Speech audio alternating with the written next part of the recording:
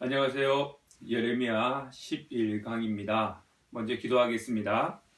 하나님 아버지, 은혜를 감사합니다.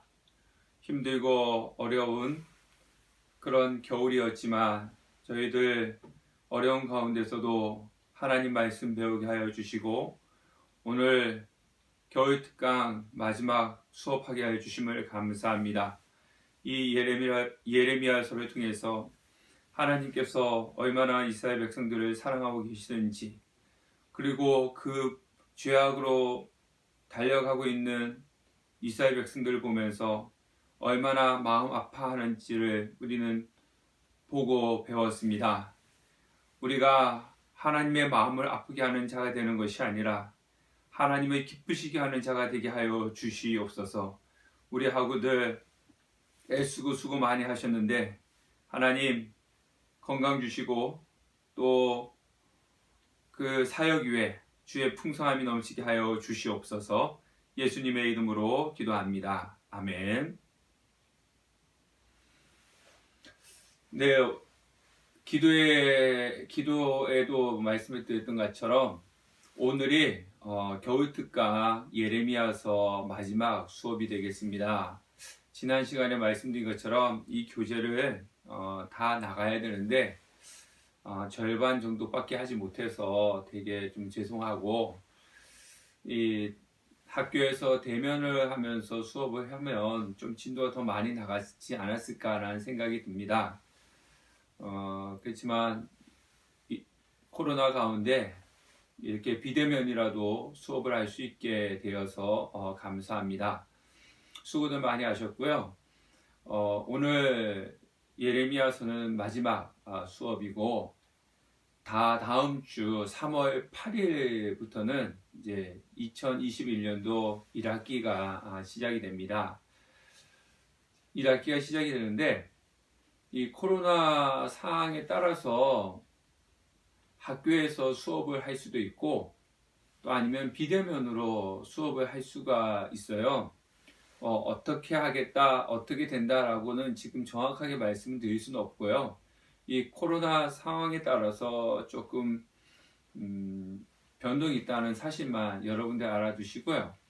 그리고 이제 제가 하는 수업은 만약 비대면으로 하게 되면 이제 줌 수업이라고 줌을 통해서 여기서 이제 핸드폰이나 노트북을 통해서 서로 얼굴을 보면서 그 화면상으로 얼굴을 보면서 그렇게 수업을 하도록 하겠습니다. 근데 그거보다는 코로나 상황이 좋아져서 학교에서 직접 얼굴을 대면해서 수업을 할 수 있도록 여러분들이 많이 기도해 주시길 바라겠습니다.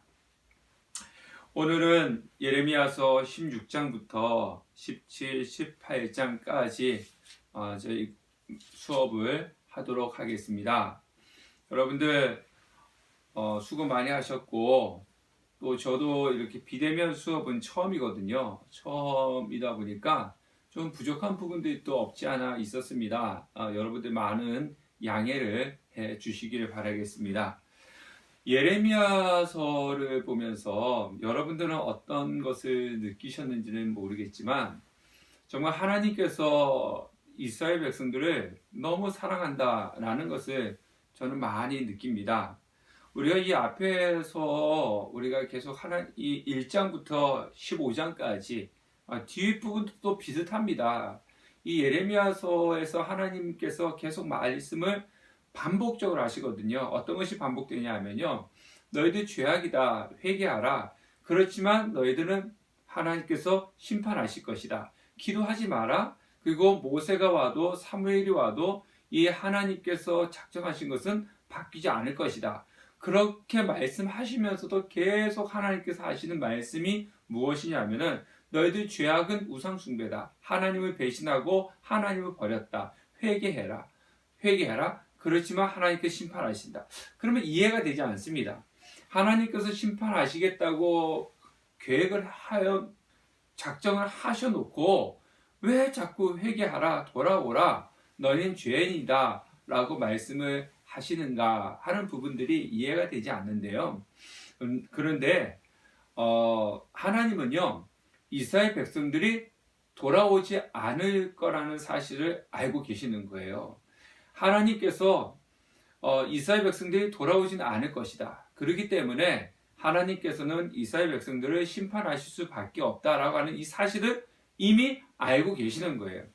이미 알고 계시지만 그래도 하나님께서 바라시는 마음은 무엇이냐면 그래도 너희들이 회개하고 하나님께 돌아와라 라고 하는 그런 간절한 마음을 예레미야서를 통해서 우리에게 알려주시는 거죠.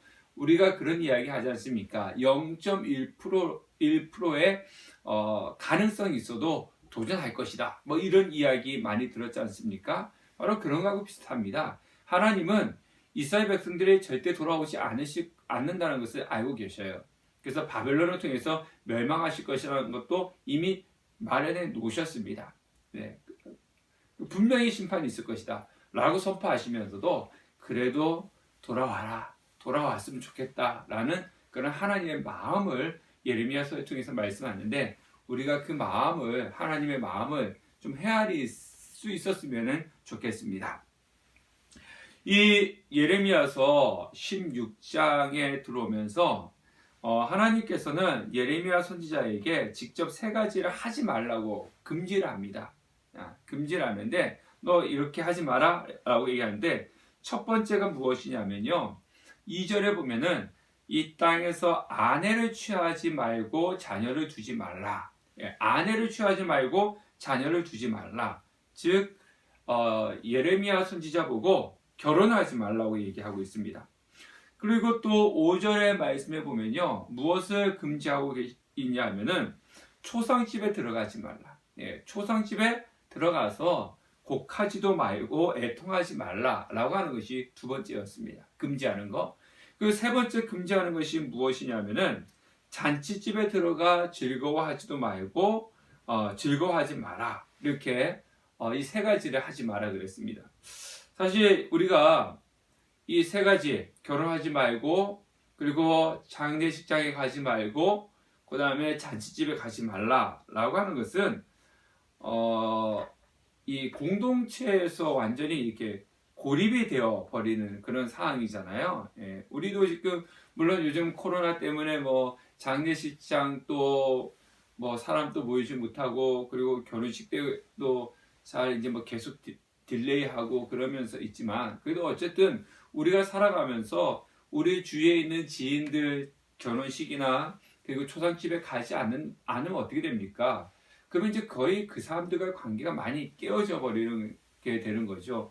내가 그 사람의 장례식장에, 지인의 장례식장에 가지 않았는데 우리의 집에 장례가 났을 때 그 사람을 오겠습니까? 결혼도 마찬가지죠.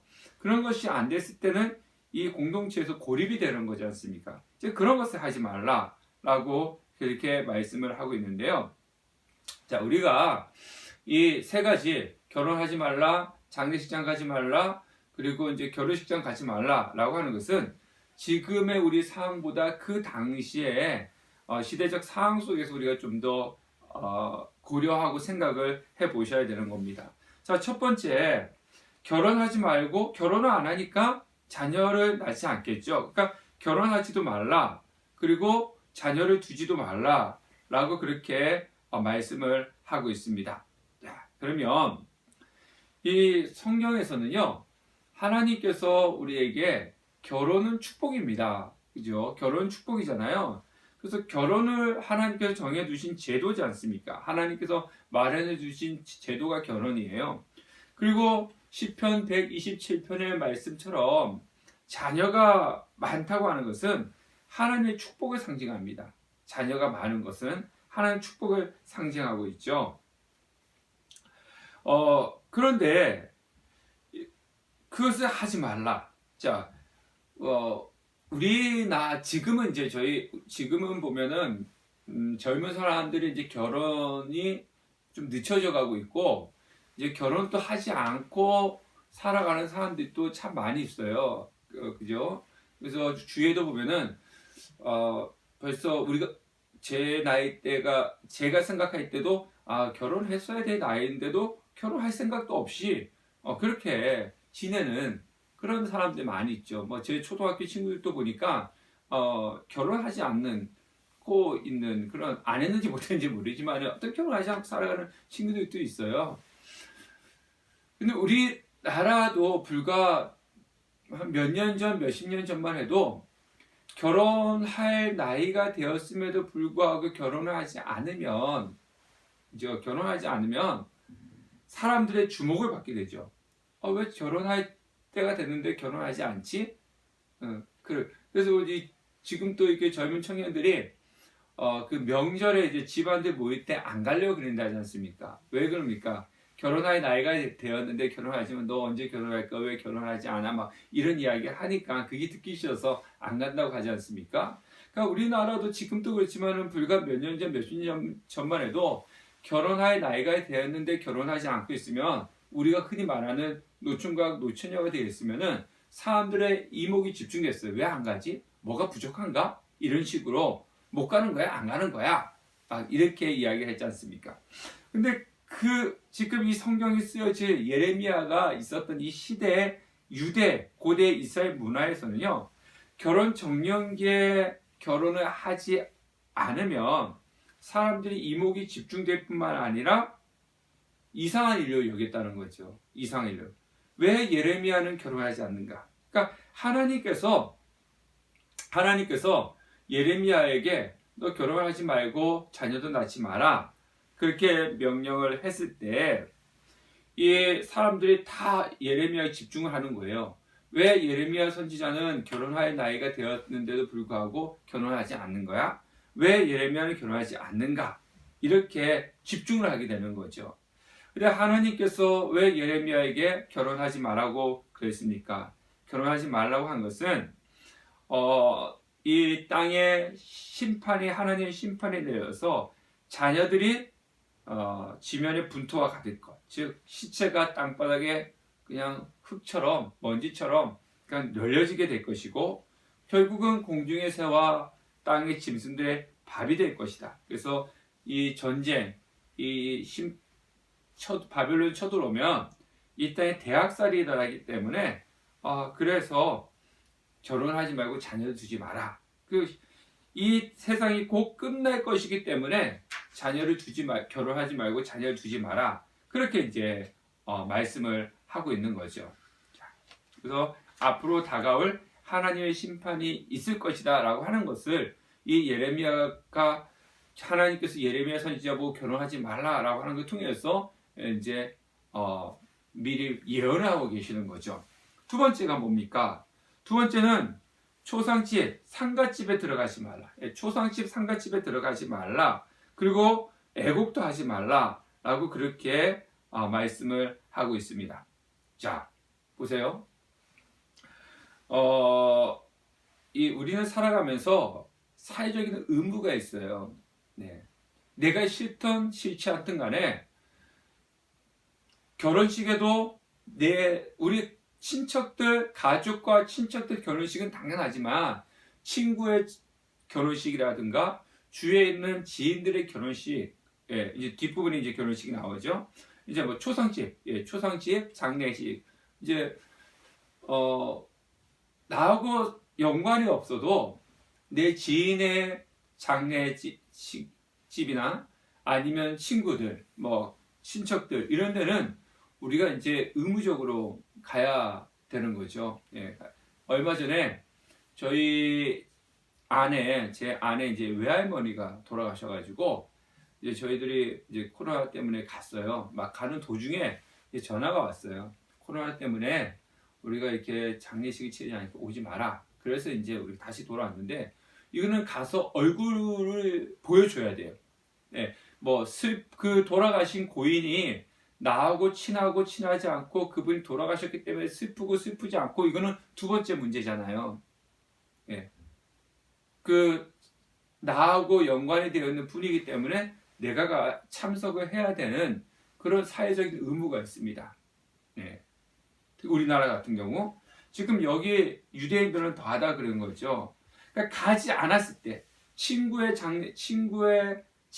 지인들이나 뭐 이 사람들의 장례식에 가지 않고 애국하지 않을 때 사람들은 또 그 사람에 대해서 우리도 그러지 않습니까?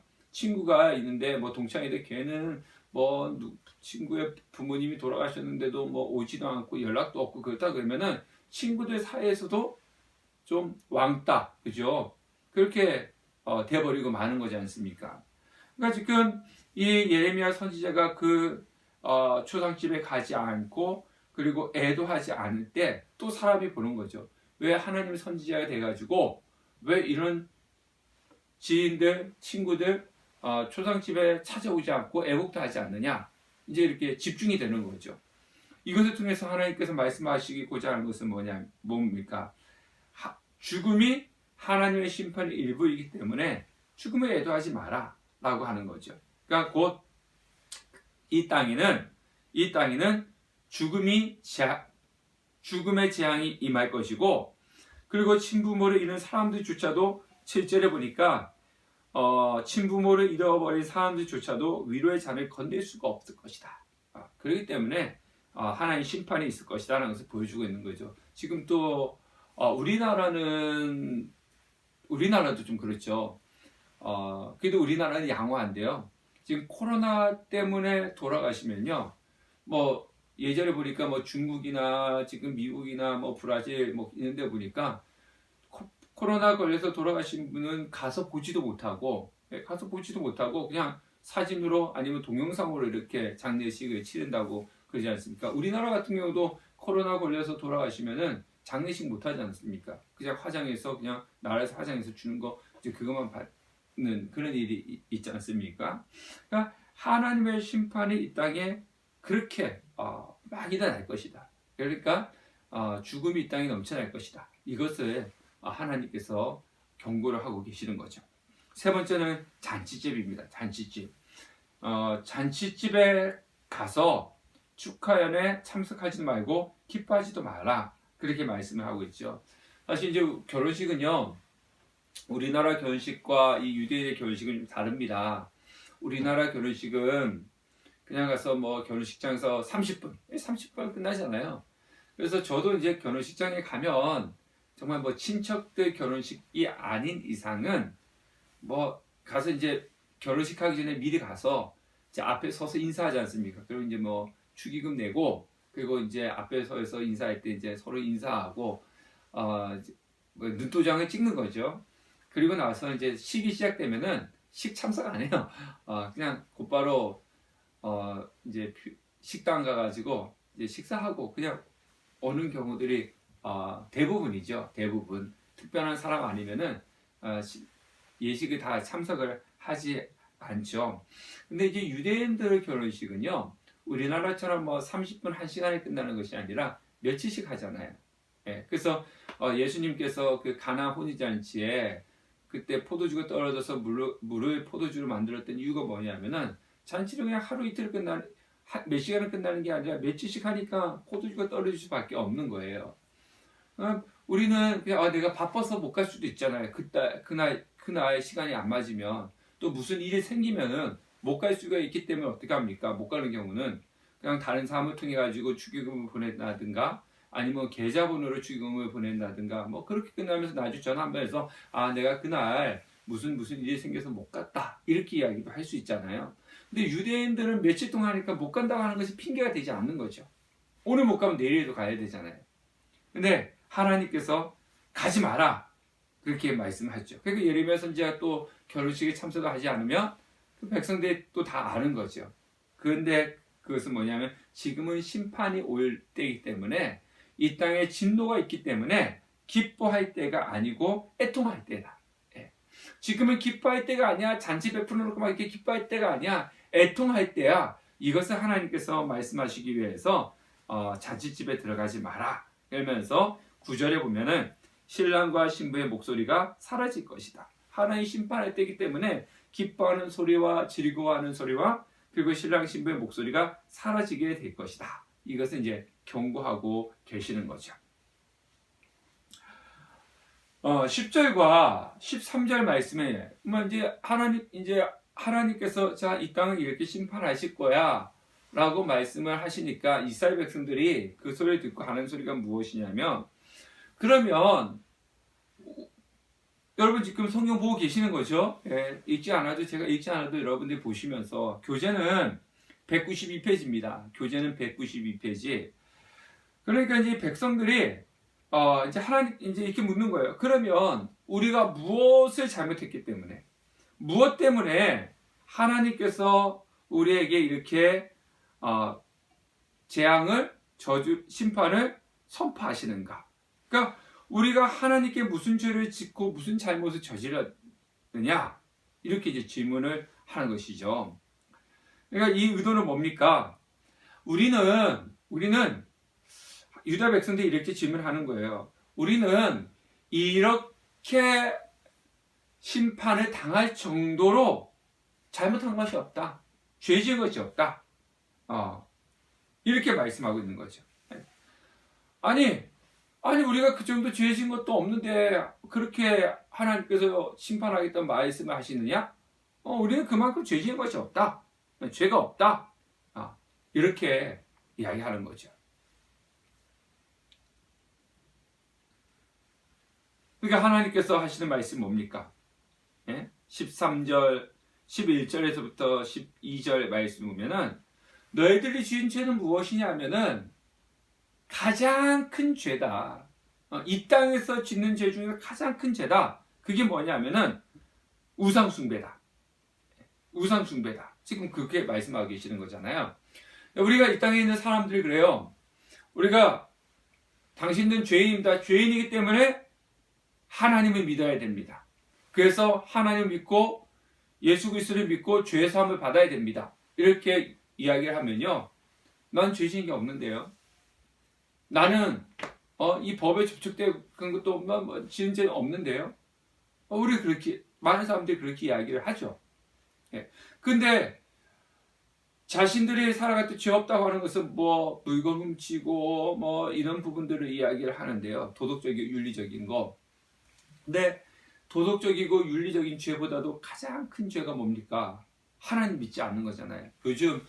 요즘 보니까 이제 배구 선수, 야구 선수, 축구 선수, 연예인 보면서 이 학폭, 그죠? 학폭, 그다음에 성폭력 이런 것이 나오지 않습니까?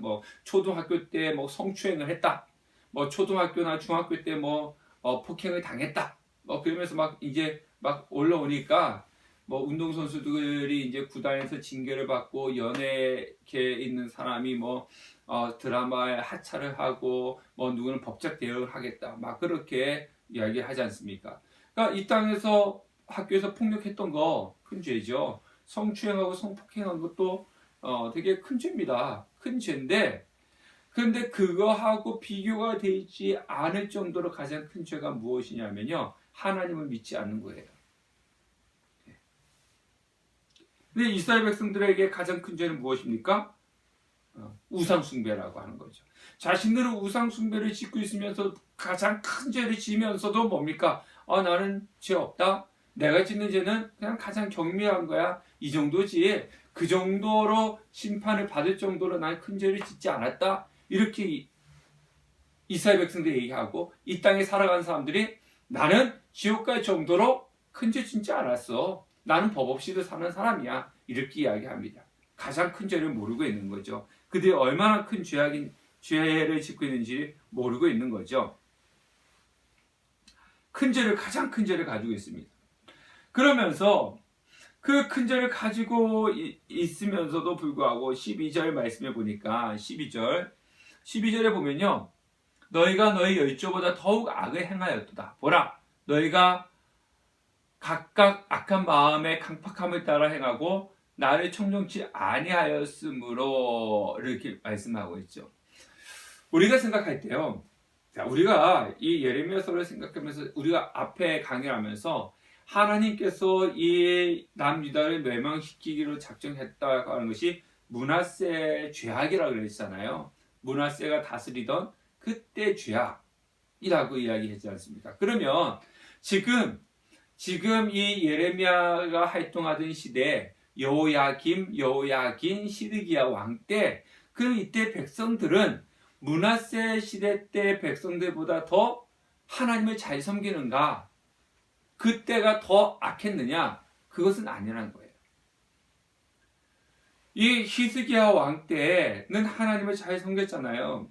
그러면서 므낫세로 넘어가면서 이 하나님을 잘 섬기지 않았는데 그것이 다시 뭐 요시야 왕 때 넘어가고 보면서 또 다시 회복되고 그런 게 아니라 므낫세 왕 때부터 이 백성들이 하나님을 저버리고 시작을 해가지고 지금은 그때보다 더 하나님을 잘 섬기지 않고 악한 죄악 가운데 있다는 거예요. 12절의 말씀이 그겁니다. 지금 너희들은 열조들보다 너희 조상들보다 더 큰 악을 행하지 않느냐. 하나님을 더 잘 섬기지 않고 있다라고 하나님께서 말씀을 하고 있는 거죠. 뭐 우리가 뭐 조상 탓 때문에 뭐 잘 되면 내 탓이고 못 되면 조상 탓이다. 그게 아니라는 거죠. 분명히 조상들이 죄를 지은 것은 맞지만 하나님을 저버리고 죄를 지은 건 맞지만 지금 너희들의 모습은 조상들보다 더 악하다. 하나님께서 그 말씀을 하고 계시는 거죠. 그래서 조상들은 죄악을 저질렀고 자신들은 지금 하나님 잘 섬기는데 이 땅이 멸망하는 것이 아니라 조상들부터 죄악을 저질러서 지금은 더 큰 죄악을 저지르고 있다. 그래서 멸망하는 거다. 하나님께서 그렇게 말씀을 하고 계시는 거죠.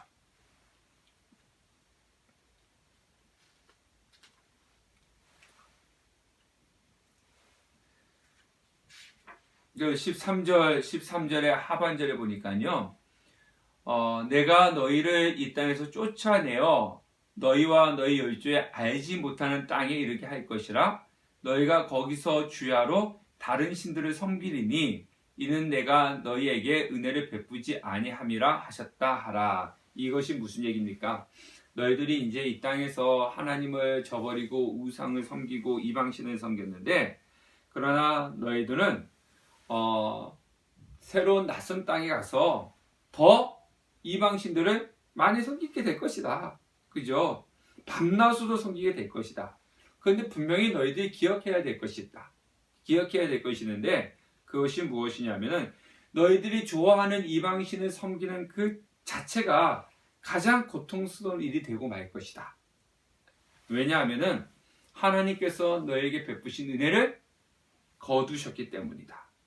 그래서 하나님께서 은혜를 베푸신 은혜를 거두어 가니까 너희들 삶의 기쁨과 즐거움을 누릴 수 없다라고 하는 거죠. 사실 우리가 분명히 알아야 될 것이 있습니다. 하나님께서 우리에게 은혜를 베풀어 주시는 거죠. 우리가 이 땅에 기쁨을 누리고 즐거움을 누리면서 살아갈 수 있는 이유는요, 오직 하나입니다. 하나님이 우리에게 은혜를 베푸셨기 때문에 우리 삶에서 기쁨과 즐거움을 누리는 거예요. 우리가 잘나서가 아니라. 근데 하나님이 그 은혜를 싹 거두어 가시는 그 순간 우리의 삶은 어떻게 되는 건가요? 고통이 시작되는 거죠. 그러니까 항상 이겁니다. 지금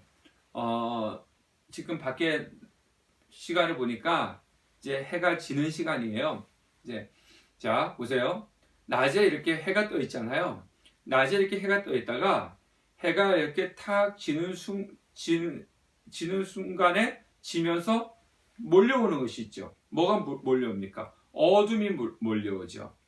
그리고 이제 밤에 이렇게 어둠이 있다가 새벽에 해가 싹 뜨면서 어둠은 물러갑니다. 그리고 밝아지죠. 이런 원리입니다. 이 땅은 우리의 삶은 이 땅은요. 죄악으로 가득 차 있고 어둡습니다. 근데 하나님께서 우리에게 은혜를 비춰주는 순간에 이 고통과 아픔과 이런 어둠이 싹 물러갑니다. 왜? 하나님께서 은혜를 베푸시기 때문에. 근데 하나님께서 이 은혜를 싹 거두어 가시면 뭐가 그 자리에 차지하게 될까요?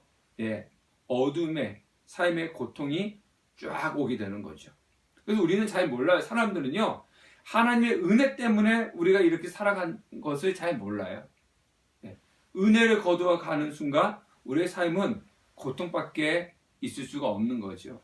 바로 이스라엘 민족들이 그것을 몰랐던 거죠. 지금 자신들이 이렇게 살아왔던 것은 하나님께서 은혜를 베푸셨기 때문이에요. 근데 그 은혜를 거두어 가면 그들의 삶은 기쁨은 없어지고 고통의 삶이 되는 거죠. 그래서 은혜를 주심에 감사하는 거죠. 하나님의 은혜 없이는 우리는 살아갈 수가 없습니다.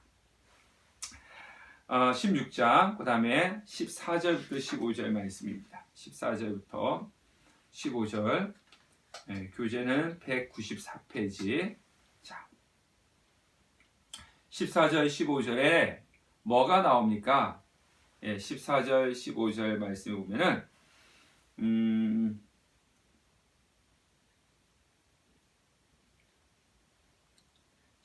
14절 15절 말씀을 보면 이제 어부가 14절 15절이 아니라 14절 아니라 교재 보니까 16절 18절이 되겠죠. 16절 18절이 되는데 14절 15절에서는 이제 무엇을 말씀하고 계시냐면요.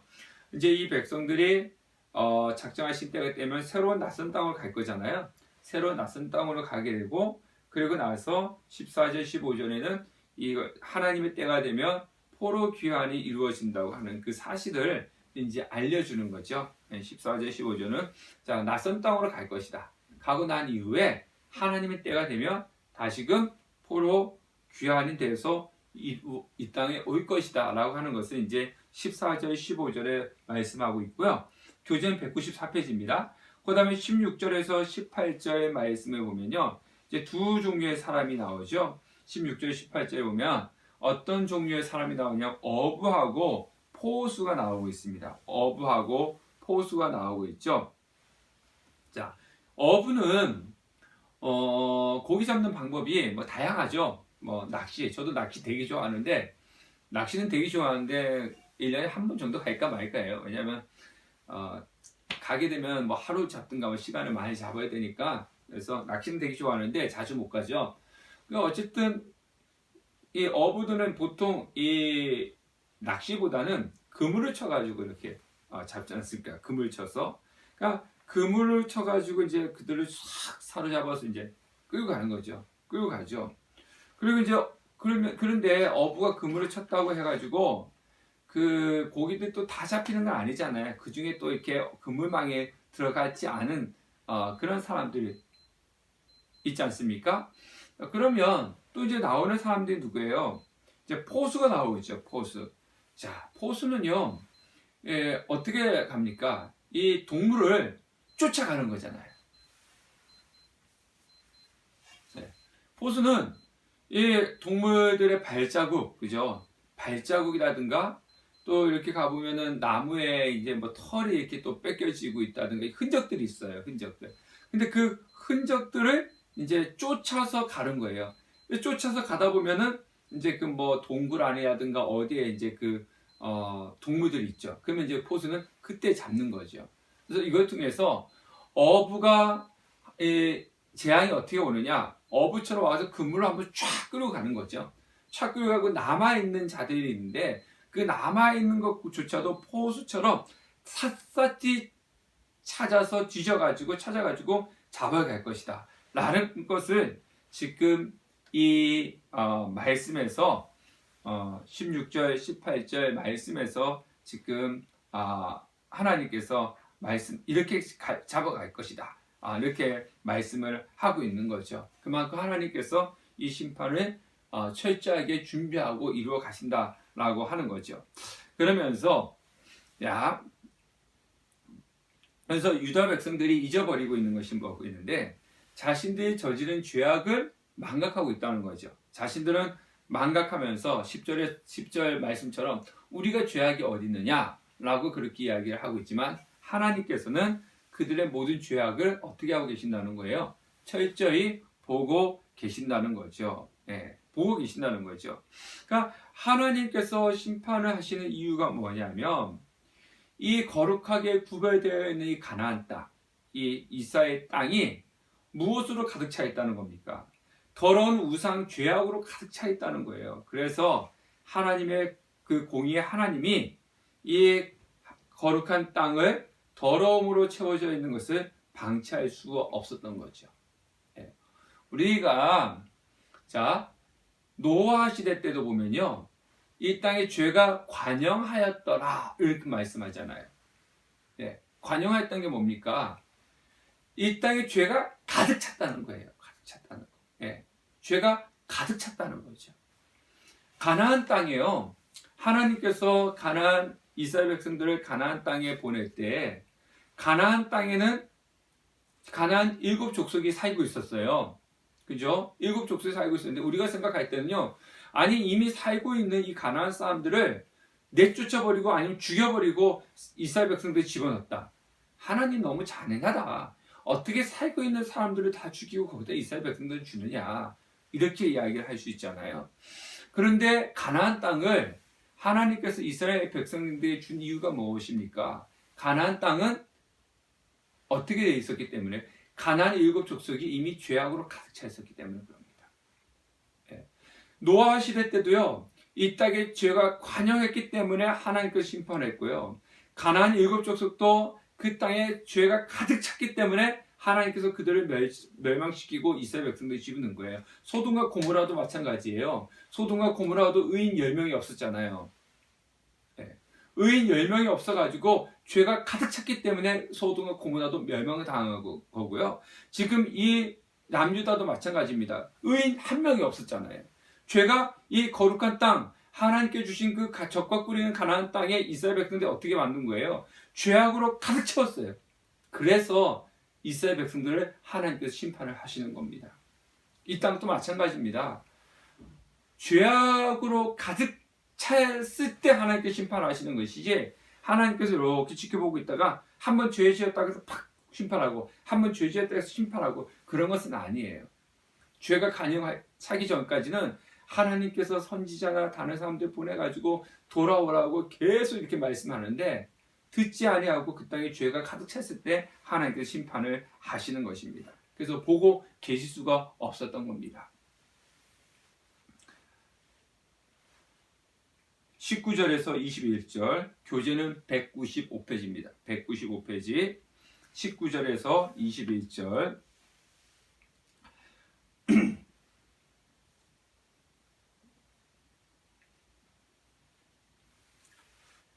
이제 그 열방에 대해서도 이야기를 하고 있죠. 이제 예레미야 기도하는데 예레미야가 이스라엘뿐만 아니라 열방이 와서 과거에 교재는 195페이지 밑에서 한 7번째 주 되겠네요.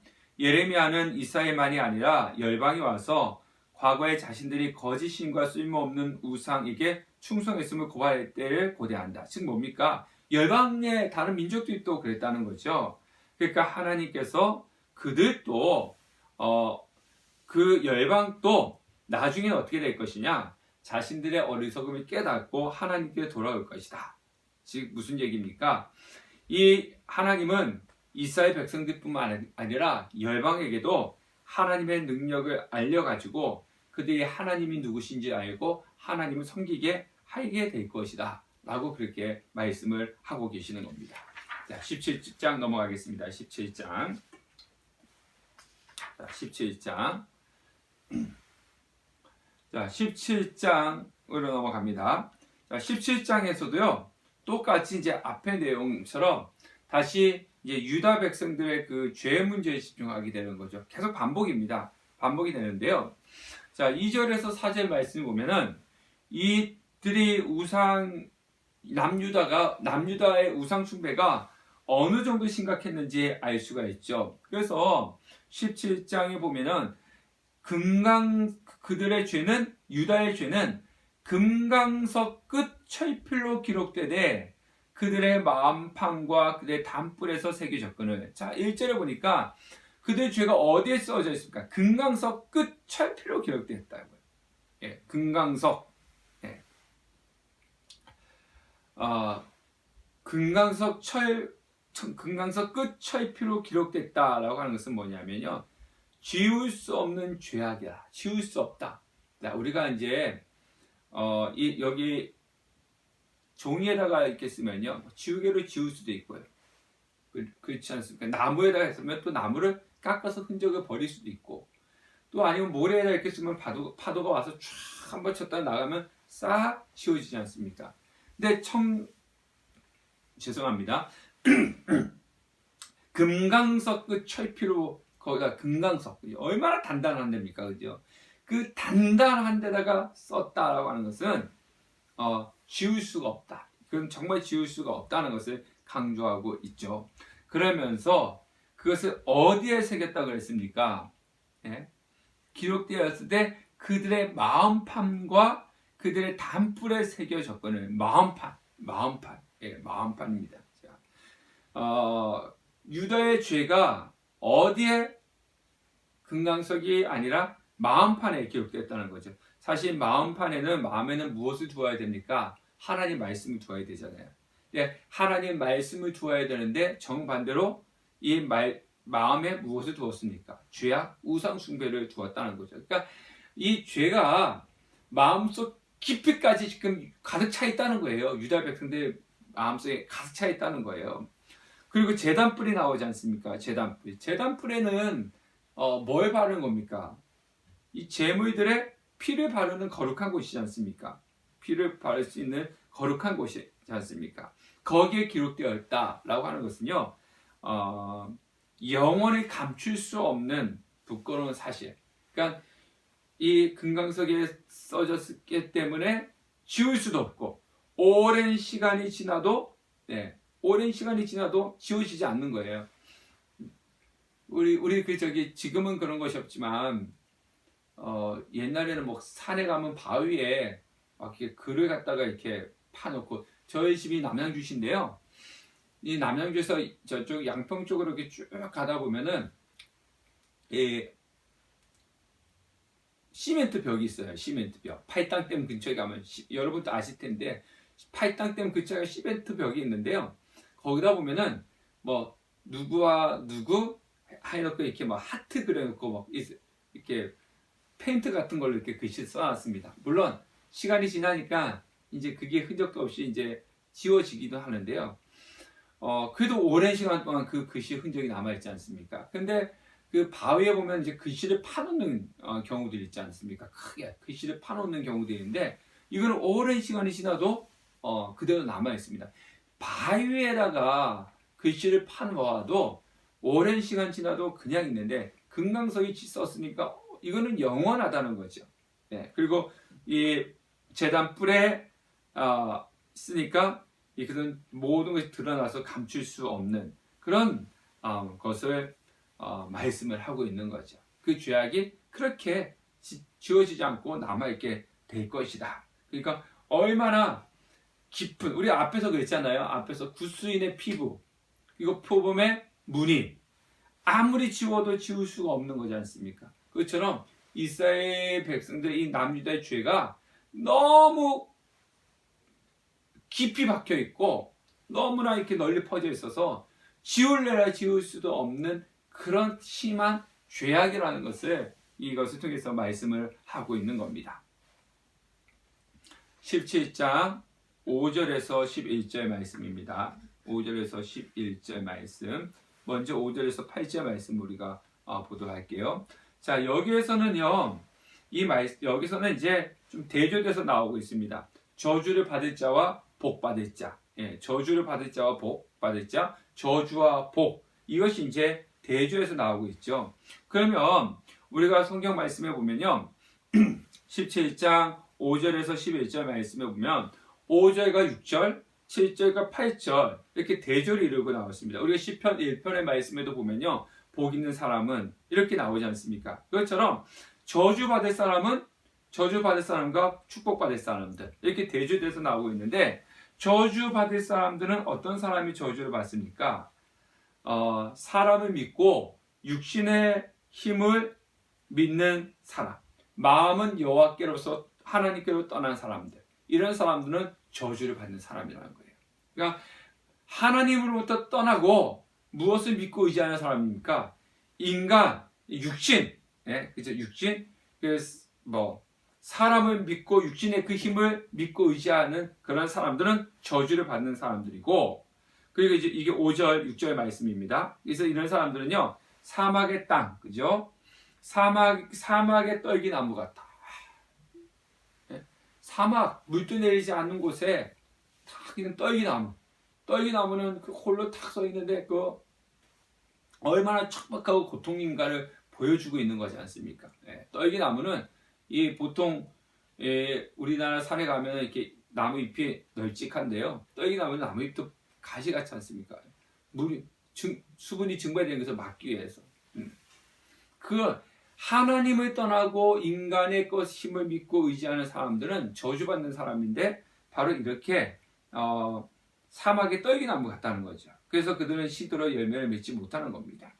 근데 반면에 그러면 축복을 받는 복을 받는 사람들은 어떤 사람이냐? 사람을 의지하는 것이 아니라 인간의 힘을 의지하고 인간이 찾고 있는 것을 의지하는 것이 아니라 하나님을 의지하는 사람이 바로 복 받는 사람인데 그들은 어떤 사람이냐? 시편 1편 3절의 말씀처럼 물가에 심기운 그런 나무, 시절에 따라 열매를 맺는 그런 나무와 같다. 이렇게 말씀을 하고 있는 거죠. 그래서 축복받는 사람, 저주받는 사람, 이것을 대조하면서 저주를 받는 사람들은 하나님을 떠나고 인간의 것을 의지하는 사람. 그러나 축복받는 복 있는 사람은 하나님을 의지하는 사람이다. 라고 그렇게 말씀을 하고 있는 것입니다.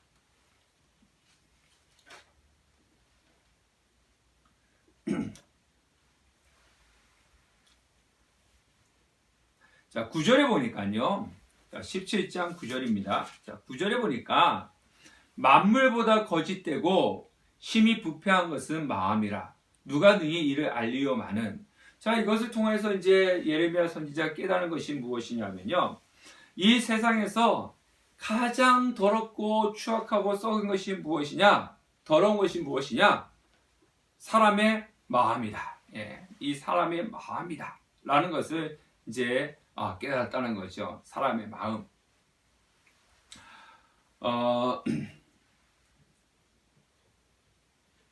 예, 사람의 마음. 예수님도 마태복음 15장 11절과 마태복음 15장 18절 말씀에 보면요. 입속으로 들어가는 것이 더러운 것이 아니라 이 안에서 나오는 것, 마음에서 나오는 것이 더럽다. 그렇게 말씀을 했지 않습니까? 그러니까 가장 이 땅에서 더럽고 썩은 것이 어디냐 하면은 바로 인간의 마음이라는 거죠. 고칠 수 없는 것이 바로 어떤 것보다도 거짓되고 고칠 수 없는 것이 인간의 마음이라는 거죠. 왜? 죄의 본성, 죄악으로 가득 차 있기 때문에 그렇습니다. 근데 하나님은 어디를 보시는 거예요? 하나님은 중심을 보신다고 하잖아요. 우리 이 겉으로는요, 이 외모는 사람이 옷도 잘 입고 뭐 갖추어서 이렇게 귀공자 같기도 하고 뭐 어쩌고 하기도 하는데, 근데 이 마음은 다를 수가 있는 거죠. 이번에 학폭 때문에 저는 잘 모르겠는데요. 어떤 연예인이 나왔어요. 근데 보니까 외형적으로는 되게 귀엽고 정말 청순하고 참신하고 그러는데 진짜는 아니다. 뭐 이런 이야기가 나오는 것을 제가 본 것 같은데 진짜인지 아닌지 전 잘 모르겠습니다만 사람은 속과 겉이 다를 수가 있어요. 네. 겉으로는 되게 착하고 진실된 것 같지만 속으로는 썩어 있는 경우도 많이 있잖아요. 근데 하나님은 외모를 보시는 분이 아니라 속을 보시는 분이시잖아요. 중심을 보시는 분이시잖아요. 그러니까 이것을 살피시고 보응하시는 하나님이시다. 10절에 그렇게 말씀을 하고 있고요. 자, 이런 인간을 가지고 뭐라고 말씀하고 있냐면은 자고새와 같다. 자고새가 뭡니까? 힘들어 수고하지 않은 채 부를 얻는 사람들. 예, 힘들어 수고하지 않고 부를 얻는 사람은 뭡니까? 남의 것을 빼앗는다든가 사기친다든가 그런 사람들이겠죠. 이 자고새는 뭡니까? 자고새는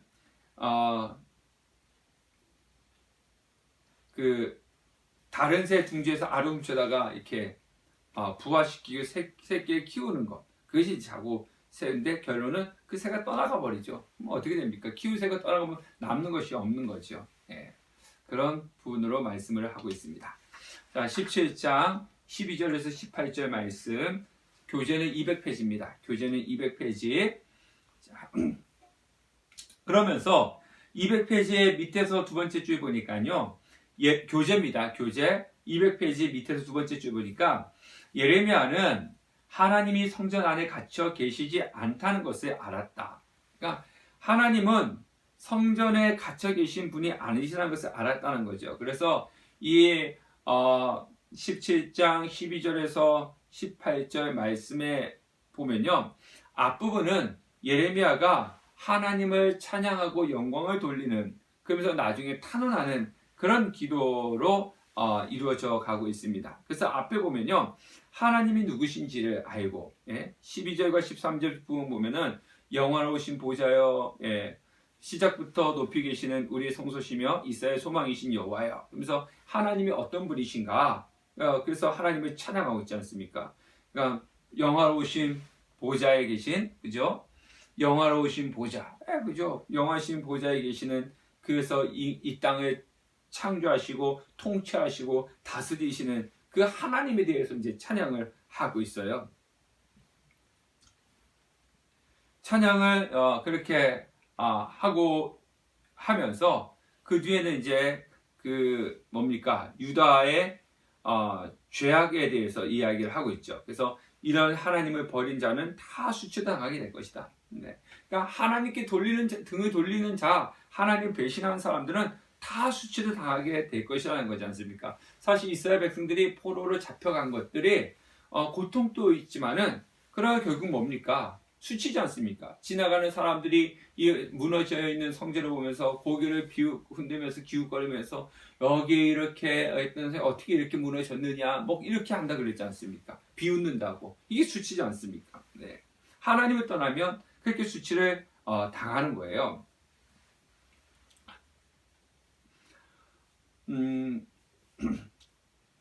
13절에 보니까요. 13절에 보니까 하나님을 떠나는 여호와를 떠나는 자는 흙에 기록되어 온다. 이는 생수의 근원이 여호와를 버림이라. 이렇게 말씀하고 있죠. 그래서 흙에 기록된다는 것은 결국 죽음을 의미를 하고 있는 것입니다.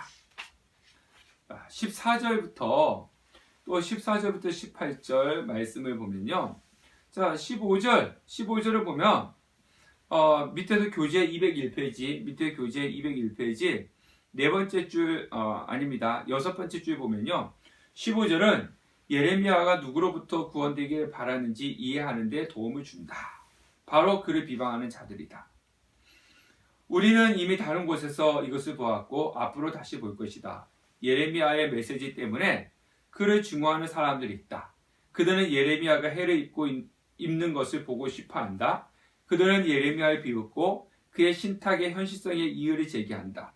그들은 예레미야 말이 실현되는 것을 보고 싶어하지 않는다. 즉 무슨 얘기입니까? 자, 우리가 앞에 지난 시간에 강의에서는요. 누구로부터 위협을 당했습니까? 아나도 사람들, 자기의 친척들, 가족들, 이 사람들로부터 지금 예레미야 선지자가 위험을 당했잖아요. 그죠? 지난주에 우리가 지난 과에서 우리가 강의에서 우리가 살펴본 것은. 근데 오늘 또 보니까요. 또 예레미야 선지자가 전하는 그 말씀 때문에 예레미야를 증오하고 미워하는 사람들이 있었다는 거예요. 그래서 예레미야에게 해를 끼치려고 했던 사람들이 있다는 거죠. 그러니까 예레미야가 늘 뭡니까? 야, 이 땅은 하나님의 심판이 있을 것이다. 하나님의 심판이 있을 것이다. 막 이렇게 선포를 하고 그러니까 그것이 듣기 싫은 거죠. 그래서 이렇게 이야기하는 거죠. 하나님의 말씀이 어디 있느냐? 한번 임하게 해봐라. 그러면서 막 조롱하는 거죠. 막 조롱을 하니까 근데 예레미야 선지자는 그런 조롱을 들으면서도 하나님 말씀에 순종해서 그 말씀을 전하고 있죠. 전하고 있죠. 근데 그게 참 쉬운 건 아니지 않습니까? 그죠? 이렇게 자신을 박해하는 사람들이 있는데도 불구하고 그것을 하는 거예요. 우리가 우리가 교회를 다니고 하나님 일을 하는데 막 나는 올바르게 하나님의 말씀 선포하는데 주위에 있는 사람들이 그것을 따라주지 않고 날 비방하고 나를 힘들게 하면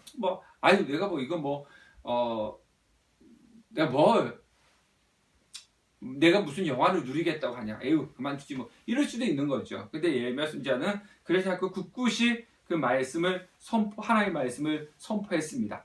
그러면서 17절에서 18절 말씀이 무엇이냐면, 근데 하나님께 이제 기도를 하는 거죠. 하나님, 지금 나를 박해하는 저 사람들을 하나님께서 기억해 달라고. 그러면서 저들을 부끄럽게 해달라고 그렇게 기도를 하고 있는 거죠. 하나님, 내가 지금 주의 복음을 증거하고 있는데 저들이 나를 핍박합니다. 저들이 나를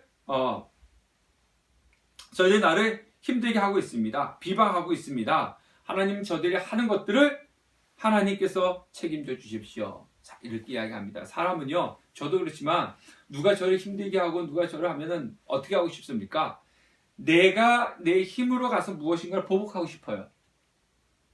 네. 그렇지 않습니까? 내가 가서 내 힘으로 뭔가 만들어서 하고 싶어요.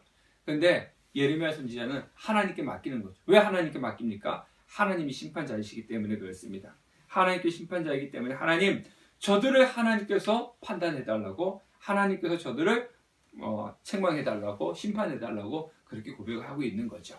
자, 시간이 많이 가고 있어서 제가 조금 빨리 하겠습니다. 네, 그 다음에 19절에서 27절 말씀은요, 19절에서 27절 말씀은 뭐에 대해서 말씀하고 있냐? 안식일에 대해서 이야기하고 있습니다. 안식일. 자, 안식일. 우리가 이제 이 안식, 여기서 이제 안식일은요, 유대인들이 안식일을 안 지킨 거 아니에요. 그러니까 안식일에 하나님 앞에 제사를 안 드린 것은 아니에요. 드렸어요. 그런데 그러면 안식일에 하나님께 제사를 드렸는데 무슨 안식일을 지키라고 하느냐? 이렇게 말씀을 할 수가 있지 않습니까? 이것은 무슨 얘기냐면요. 그냥 이들은 안식일을 단순히 종교적인 그런 의식, 그냥 주일 안식일이니까 제사 드리는 거, 우리가 주일에 그냥 교회 가서 예배 드리는 거, 종교적인 그런 의식으로만 지금 생각을 했다는 거예요. 무슨 얘기입니까? 예레미야 당시에 안식일을 지킬 것이냐, 안식일을 지킨다는 것은 하나님이냐, 아니면 경제적인 이익을 추구할 것이냐. 자, 이겁니다. 우리가 에스더와 느헤미야 시대 때도 보면요, 성벽과 성전을 지었는데, 성전과 성벽을 지었는데, 안식일에 물건을 팔아 오잖아요. 그죠? 그래서 돌려보내지 않습니까? 그것처럼 지금 이 당시에 무엇을 하고 있었느냐라고 한다면요, 자, 너희들 안식일을 지키는 건 하나님이냐, 경제적인 이익을 추구할 것이냐, 이겁니다.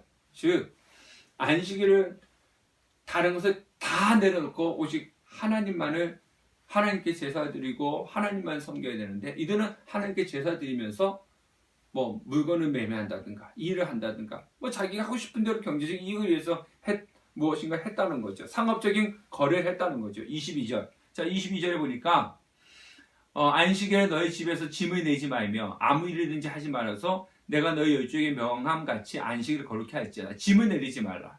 예. 그리고 예루살렘 문을 들어오지 말며, 그러니까 21절에 보면 안식일에 짐을 지고 예루살렘 문을 들어오지 말며, 뭡니까?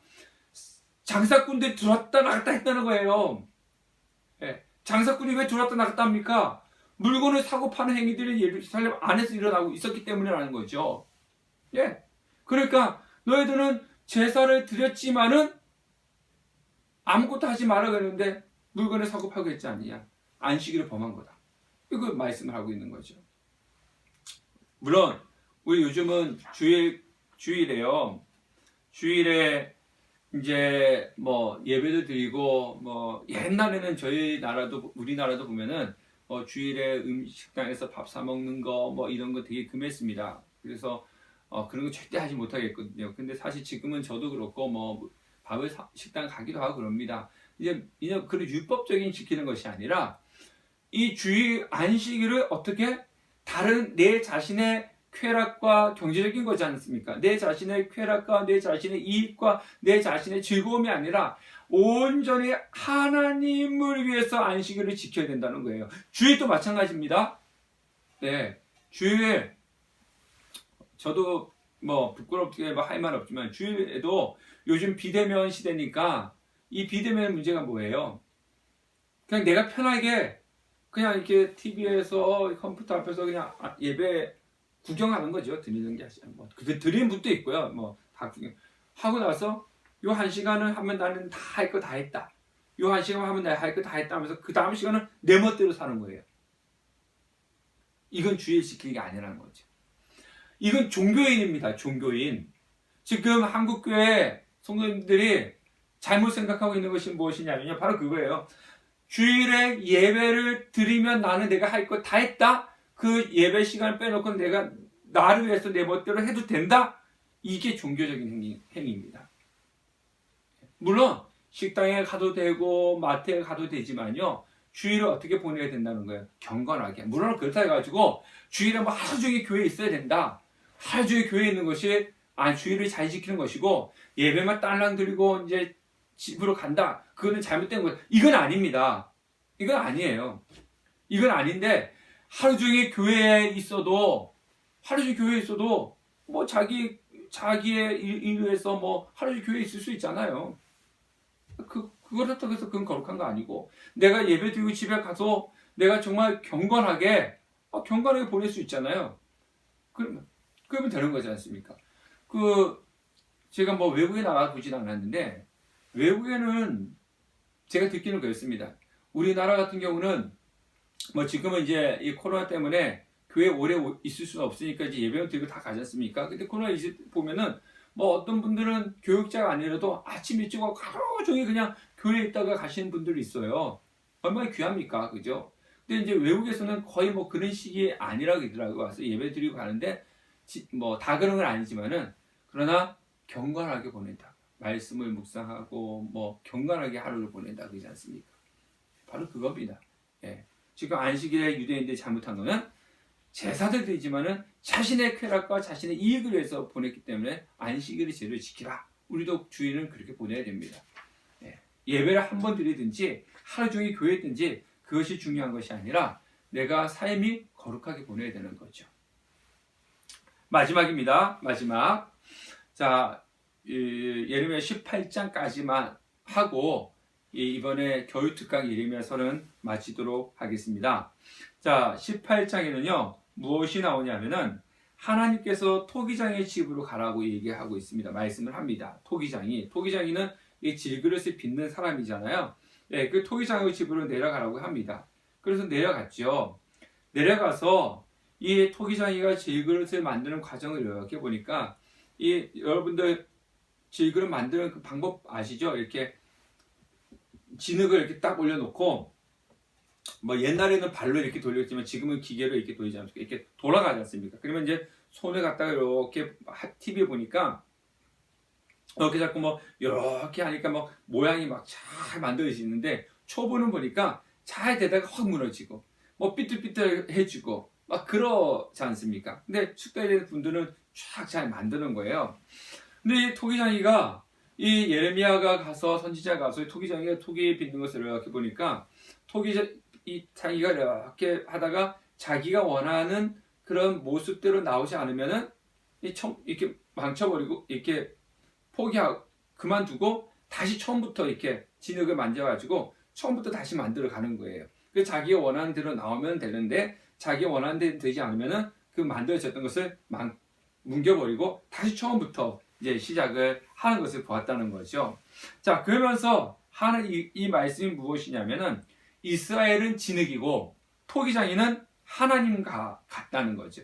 즉, 이 이스라엘 백성들이 하나님께서 원하시는 대로 이렇게 토기장이가, 이 진흙이 토기장이가 원하는 대로 이렇게 그 모습으로 만들어 가야지 되는데, 토기장이가 원하는 대로 만들어지지 않을 때 다시 처음부터 하듯이 이스라엘 백성들이 하나님께서 원하시는 대로 살아가야 되는데, 그렇지 않으니까 다시 처음부터 시작을 하려고 하신다라고 하는 것이 이 18장에 있는 그 토기장의 비유가 되는 거죠. 토기장의 비유가 되는 겁니다. 그래서 토기가 기형이 됐다는 것은 이스라엘 백성들이 악했다고 하는 거지 않습니까? 악해서 다시 부서진다는 거죠. 그래서 여기에 말씀을 보면요, 이겁니다.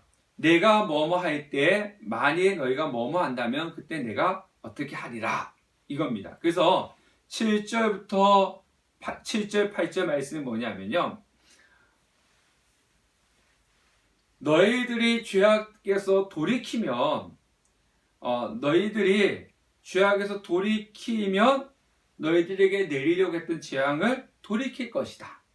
그러나 어떤 민족이든지 그러니까 7절부터 8절이 그겁니다. 내가 어떤 민족이든지 멸망시키고 부수겠다고 했지만 그 민족이 하나님께서 경고한 대로 하나님 죄악에서 돌이키면 하나님께서 그 민족에게 내리려고 했었던 그 진노를 재앙을 돌이킬 것이고, 그런데 반대로 어떤 나라와 민족이든지 내가 하나님께서 세우시겠다고 하였더라도 그 백성이 악한 것에서 돌이키지 않는다면은 그들에게 베풀기로 한 복을 다시금 돌이킬 것이다. 그들에게 주기로 한 복을 돌이킬 것이다. 이렇게 말씀을 하고 있는 거죠. 그래서 이스라엘 백성들에게 축복을 주기로 했는데 그들이 하나님께서 돌이키지 않고 죄악 가운데 있으면 축복을 주려고 했던 것을 돌이킬 것이고, 멸망을 시키기로 했던 열방이 그들의 죄악에서부터 돌이키면 그들에게 재앙을 내리기로 했던 것을 돌이킬 것이다 라고 그렇게 말씀하면서 이 세상의 역사는 어디에 있느냐? 하나님의 뜻에 달려있다 라고 그렇게 말씀을 하고 있는 것입니다. 자, 그러니까 이것을 통해서 아는 것은 무엇이에요? 자, 아는 것은 하나님께서는 이스라엘 백성들만 하나님께서 이스라엘 백성들만 통치하고 다스리는 것이 아니라 이 땅에 있는 열방에 있는 모든 나라들에게 하나님께서 말씀을 선포하고 통치하고 가시겠다라고 하는 거죠.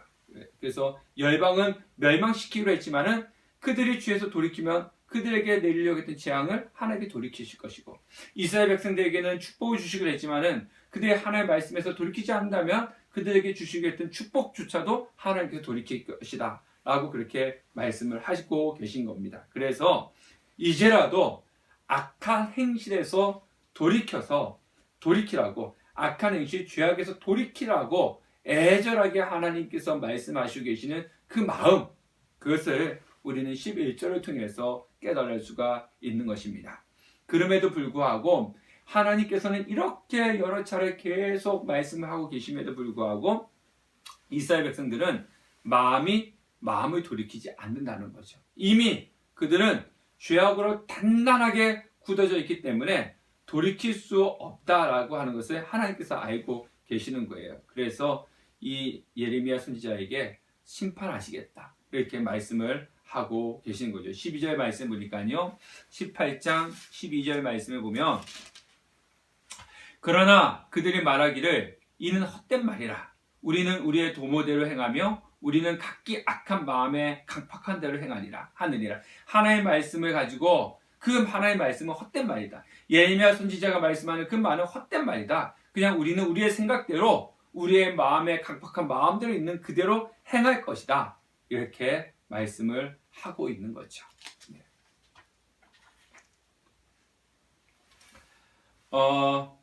자, 13절에서 17절입니다. 13절에서 17절 말씀은 무엇이냐면, 자, 13절, 17절 말씀에 보면 이 14절의 말씀이 레바논의 눈이 어찌 들의 반석을 떠나겠으며 원방에서 흘러내리는 찬물이 어찌 마르겠냐. 지금 무슨 얘기입니까? 이제 우리가 겨울이 끝나고 봄이지 않습니까? 봄이 되면은 이제 산에 있던 눈들이 녹아서 또 물이 쫙 흘러내리죠. 매년 그렇습니다. 그죠? 매년 그렇잖아요. 그래서 그런 물이 어떻게 그 눈이 녹아서 물이 내려오지 않는 이 날이 있었느냐? 그 찬물이 내려오지 않는 날이 있었느냐? 그런 일이 없었다. 그죠? 늘 그런 물이 내려왔다. 라고 이야기를 하면서, 그런데 너희들은 왜 그러느냐? 예? 변함없이 하나님을 잘 섬겨야 될 너희들은 왜 그런 모습을 하고 있느냐? 라고 하나님께서 말씀을 하고 있습니다. 그러면서 16절에서 17절 말씀은 온 땅이 황폐하게 될 것이고 전쟁에서 패하게 될 것이고 하나님의 은혜가 그들에게서 떠나게 될 것이다. 이렇게 선포를 합니다. 우리 17절 말씀 볼게요. 17절 말씀 보면, 내가 그들을 그 원수 앞에서 흙깃을 돌풍으로 함같이 할 것이며 그들의 재난의 날에는 내가 그들에게 등을 보이고 얼굴을 보이지 아니하리라. 자, 등을 돌리시고 얼굴을 감추시겠다는 거예요. 하나님은 우리의 눈동자같이 지키시고 돌봐주시는 분이지 않습니까? 세밀하게 보시는 분이시지 않습니까? 그런데 하나님이 그 재앙의 날에는 등을 돌려서 보지 않겠다는 거죠. 얼굴을 감추시겠다는 겁니다. 하나님께서 등을 돌리시고 얼굴을 감추시니까 그 이스라엘 백성들은 바벨론에게 잔악하게 멸망을 당할 것이라는 거죠. 여태까지는 하나님께서 봐주셨기 때문에 보호받을 수 있었는데 하나님께서 완전히 등을 돌려 버리시고 말 것이라는 겁니다. 자, 마지막. 자, 그러면서 앞에서도 이제 그 비방하는 예레미야 선지자가 하는 이야기를 실어서 비방하고 그랬는데요. 여기 또 나옵니다. 또 18절에서 23절 말씀에 또 뭐냐면은 이 예레미야의 대적자들이 하나님의 선지자인 예레미야를 제거하기 위해서 이제 모의하는 내용이 나오고 있습니다. 예. 예레미야를 죽이려고 이제 음모를 꾸민다는 거죠. 음모를 꾸미는데 무엇으로 하느냐면 혀로 모함한다는 거예요. 모함한다는 거. 예, 모함한다는 거. 네. 그러니까 예레미야를 지금 모함하는 거죠. 이번에 앞에 얘기했지만 뭐 학폭 얘기 나왔는데요. 학폭하니까 이제 어떤 선수가 자신은 그렇게 폭력을 한 적이 없다. 법정 대응 가겠다. 근데 어떤 일이 터졌냐면요. 이 선수에게 뭐 학력 폭력을 당했다라고 이렇게 자신은 피해자다라고 했는데 다른 사람이 피해자라고 했던 사람한테 당했다는 거예요. 그러니까 결국 이 사람이 가해자다. 뭐 이런 이야기를 하고 있는 겁니다. 그래서 이 지금 이 너무 또 학폭이 그냥 마녀사냥 자신의 어떤 그냥 사람을 흠집내기 위한 것이 아니냐 뭐 이런 이야기가 나오고 있는데요. 그런 이야기가 나오고 있는데 지금 이 예레미야를 지금 모함해서 지금 죽이려고 이제 음모를 꾸미고 있는 거죠. 우리가 교육자나 교회는 이렇게 모함해서 흠집이 나면은 회복하기가 참 힘들고 어렵습니다. 그죠? 힘들고 어려운데요. 어쨌든 예레미야를 모함하고 죽이려고 이제 음모를 꾸미고 이런 것이 또 있는 거예요. 그러니까 이제 이 예레미야가 하나님께 이제 기도를 하지 않습니까? 앞에도 그렇지만은 또 기도를 합니다. 뭐라고 기도합니까? 하나님, 제 기도를 들어달라고. 저의 기도를 들어. 저들이 나를 두고 하고 말하고 있는 모함, 음모, 그것을 하나님께서 주목하시고 들어달라고 그렇게 기도를 하고 있습니다. 그러니까 예레미야는요, 오늘 교재에 나온 거 210페이지 교재에 나온 것처럼 하나님의 길을 가려고 가고 있지만은 악한 백성들은 그 앞에 무엇을 파놓는 거예요? 함정을 파놓고 그를 빠뜨릴 구덩이를 파놓고 그리고 그를 모함하고 있는 거죠. 모르면 괜찮은데 그것을 알고 있으니까 얼마나 힘들고 어렵습니까? 그래서 하나님께 간구하고 기도하고 호소하고 있는 겁니다. 자, 여러분들 여기까지 할 텐데요. 이번 겨울 특강 학교에서 대면하지 못하고 이렇게 비대면으로 하시느라고 수고 많으셨습니다. 수고 많으셨고요. 앞에서도 말씀드렸듯이 하나님의 이 마음, 예레미야 이스라엘 백성들이 죄악으로 가득 차고 아무리 예레미야 선지자를 통해서 말씀을 전해도 듣지 않으려고 않는 그 모습을 보면서 어떻게든지 돌아오라고 애달파하는 그 하나님의 마음을 우리가 알았으면 좋겠고요. 또 하나 예레미야 선지자가 하나님의 말씀에 순종해서 선지자의 길을 갈 때 꽃길이 아니었다는 거죠. 예, 꽃길이 아니라 정말로 여기에 아무 잘못도 없는데 모함하고 그 앞에 구덩이를 파놓고 죽이려고 음모를 꾸미는 그런 사람들이 많았다는 거예요. 그래도 그 길을 포기하지 않고 하나님 바라보고 길을 걸어간다고 하는 사실. 그래서 우리가 여러분들이 저도 그렇지만 교육자의 길을 걸어가는 것은 꽃길이 아닙니다. 이런 일도 당하고 저런 일도 당하고 나는 반듯하게 걸어가는데도 모함도 당하고 그렇습니다. 저도 많이 당했고요. 그래도 그럴 때일수록 좌절하고 낙심하는 것이 아니라 하나님 바라보고 하나님 의지하고 이 길을 승리하며 나가는 여러분이 되시기를 바라겠습니다. 수고 많이 하셨고요. 3월 8일부터 이제 새학기가 시작되는데 물론 여기 여러분들 중에서 제 과목을 듣는 분도 계실 거고 안 듣는 분도 계시겠지만은 그러나 새학기에는 빨리 코로나가 잠잠해져서 대면으로 수업했으면 좋겠습니다. 대면 수업하지 못하면 저하고는 비대면 줌으로 통해서 또 얼굴을 뵙도록 하겠습니다. 수고 많이 하셨고요. 기도하도록 하겠습니다. 하나님 아버지 감사합니다. 이 겨울 특강 예레미야서 마칩니다. 잘 가르칠 수 있도록 지혜 주심도 감사하고 우리 학우들 또 힘들지만 잘 듣게 해주십도 감사합니다.